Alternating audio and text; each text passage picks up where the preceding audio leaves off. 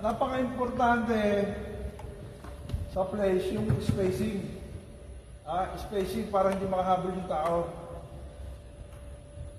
Okay, inborn tayo sa ilalim.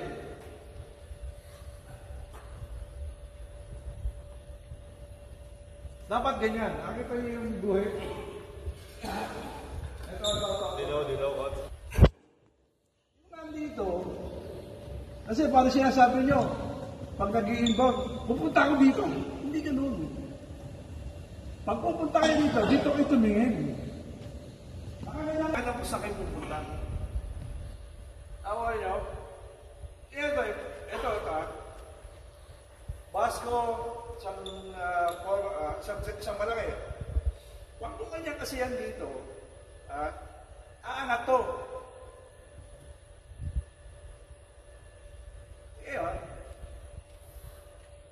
Ito shoot na yan, lapit na yan eh.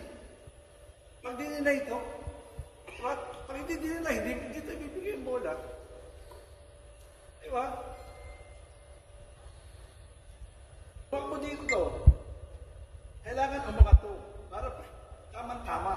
Hindi gamit lang to. Kasi pag yan, wala eh. Pagpapalit lang yan eh.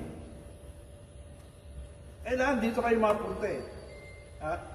Para pag-pick, papunta kayo sa bola. Okay, no?